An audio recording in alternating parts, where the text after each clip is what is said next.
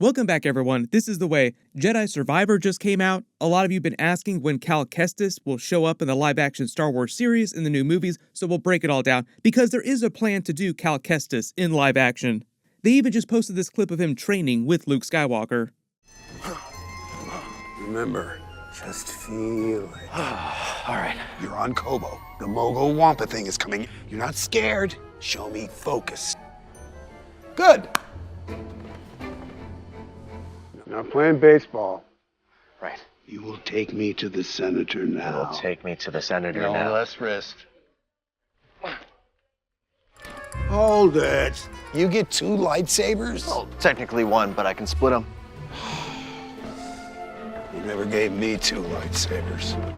If you're brand new to the channel, there's a whole bunch of Star Wars coming up this year. I'll be doing Ahsoka episode videos just like The Mandalorian, and it's getting started this summer. Be sure to subscribe to get everything. It is going to be amazing. There's a lot of really cool stuff coming up. If you don't have any experience with the Cal Kestis video games, he's played by Cameron Monaghan, who has a lot of live-action acting experience. Most of you probably remember him as Jerome from Gotham, which was as close as they were allowed to get to the Joker character, so he kind of played a younger version of the Joker. But he's done a lot of other prestige series and movies outside of Star Wars, so he is a legit actor. And one of the big things in the Star Wars universe, Dave Filoni has been slowly bringing all these animated actors who do have live-action experience to do the live-action versions of their characters. They haven't returned a dispatch in weeks. They're swamped. We'll never get an answer in time. Bo-Katan Kryze, Katie Sackhoff, one of the best examples of that, as is Grand Admiral Thrawn, who's going to be played by Lars Mikkelsen, who did the voice during Star Wars Rebels. Cameron Monaghan's Cal Kestis is just the next example of that, like, really good actor who just happens to be playing a character that's not in live action yet. The character's the protagonist of Jedi Fallen Order, Jedi Survivor, and there will be a third game. They did reveal it's going to be a trilogy of games that won't be released for about 4 more years, 2027 at the rate they're going, each one moving his timeline forward by a couple years with the characters that are parts of those.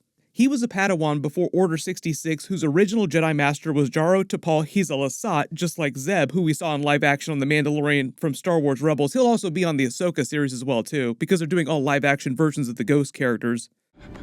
This war is not over, my Padawan. I like your attitude. Good luck. You're gonna need it. So you have to imagine his Jedi Master looked just like Zeb, swinging around a lightsaber. His lightsaber that he uses in all the games is actually his master's lightsaber that he's just modified. Originally, he survived Order 66 and continues to survive Darth Vader and the Inquisitors through the events of his games. And without getting into huge spoilers for the events of Jedi Survivor, because it just came out, people are probably still playing the game. His story arc in the games is slowly learning how to resist the Empire and fight them effectively, fight Darth Vader, the Inquisitors, and help the other Jedi survivors who survived the Purge Order 66, as well as new Force-sensitive people that are trying to use the Hidden Path to survive them as well. If you remember, the Hidden Path is basically like the underground railroad in the galaxy, like a galactic underground railroad that was a big plot point during the Obi-Wan Kenobi series, where you have other Jedi survivors from Order 66 that are helping other Force-sensitives escape the Empire. What is this place? Some call it the Path. You're not the first Jedi to come through here. Still got a lot of work ahead of us. It will take time to contact the Hidden Path. And find the anchorites. And build a saloon.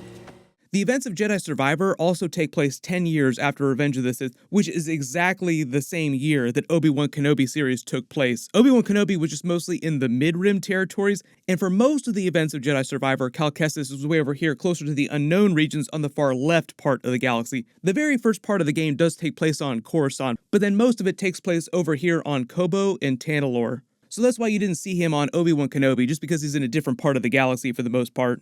Based on his age right now, Cal Kestis is only a little bit younger than Ahsoka. She's in her mid-40s during the events of the Mandalorian series. Like, she's a little bit older than the Mando. She and Bo-Katan are pretty close to the same age. But we call that part of the timeline the Mandoverse because all the shows in that part of the timeline are meant to be connected and cross over with each other, leading up to that Thrawn movie, Heir to the Empire. In real life, Cameron Monaghan is only about 29 years old, but that's not a huge deal. Like, putting a little old age wear and tear on his face, like some city miles on his face with light makeup, is pretty easy. They don't even need to spend money on CG to add a few years to his face.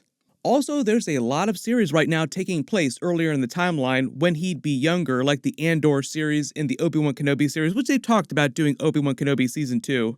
The main reason why you haven't seen him in any of the live-action Star Wars series or movies yet is mostly just for story-based reasons relative to what's happening with his games.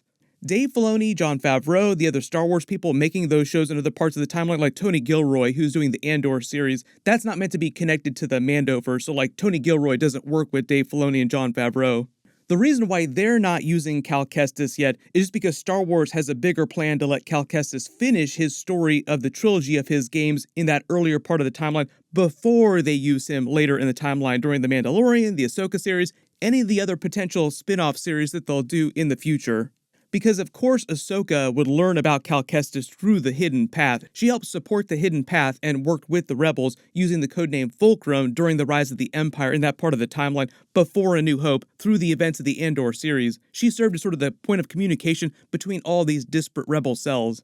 So she knew pretty much most of what was going on around the galaxy during that period, and Cal Kestis most recently is beginning to work as a major part of the Hidden Path in the other Jedi survivors Force sensitives that are trying to escape the Empire by using the Tanalorr planet. Eventually later in the timeline, when the rebellion did come together formally and they became this giant fighting force before the original trilogy, he'd be helping them too. The reason why you haven't really heard about Cal Kestis till now through all this canon is just because they only recently created the character. It's the exact same phenomenon with the Ahsoka character. She's not mentioned in the prequels by name because George Lucas and Dave Filoni didn't create the Ahsoka character till after Revenge of the Sith had been released in theaters. So they wound up using the Clone Wars to explain what Ahsoka had been doing with Anakin Skywalker during the events of the prequels. Same thing with Cal Kestis through the different parts of the timeline. It's just that most of the people that are making these new movies, the Star Wars series, are waiting till Cal Kestis' third game comes out so they don't wind up spoiling what happens in that third game. But they do heavily imply what's going on with his character, what his plans are for the future. And like I said, based on the release schedule for these Cal Kestis games, the third game might not come out till 2027 if they hold to that 4-year plan between games, which would also put it during the same year as that Mandalorian Thrawn movie. I just did a much longer video explaining the Thrawn Heir to the Empire movie plans, so I'll add a link for that in the description below. But right now, Star Wars' plan for these new movies that they just announced, there are 3 new movies they just announced, is for the new sequel movie set 15 years after the rise of Skywalker to release in 2025. That'll be the first new Star Wars movie. Then release Dave Filoni's Thrawn movie within 2 years of that. Then James Mangold's Dawn of the Jedi movie after that. Now the schedule could shift around a little bit and they release some stuff a little bit sooner. But that's the planned release order for the new movies. And the really cool thing, for the people that are really hyped up about Grand Admiral Thrawn in live action, they did say that they didn't announce trilogies for each of these different parts of the timeline just because they're waiting to see how these first movies do. So there is a solid chance that we could get a Thrawn trilogy of movies.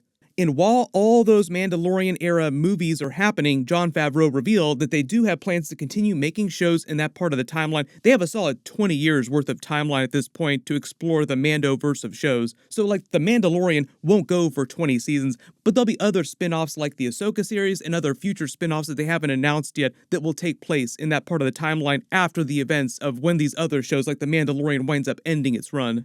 So like Grogu's story will continue throughout all those different spin-offs, Ahsoka's story will continue, even though all the shows won't each get 20 seasons.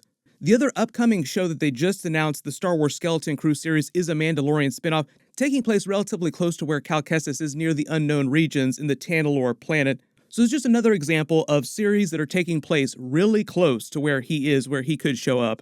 The other major thing that the Star Wars people are using the Cal Kestis character for is to push the overall Star Wars story in the story of the Jedi into completely new territory, new characters, new locations. And within the Cal Kestis trilogy of games, there is enough going on there, enough backstory, enough room in the story that they can just give Cal Kestis his own live-action series.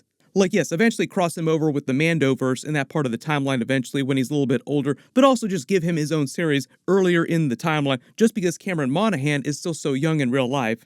They can do multiple seasons of a Cal Kestis series set before the events of Andor, or if they wait a little bit longer, they can also do it later after Return of the Jedi as part of the Mandalorian spin-offs in a different part of the galaxy.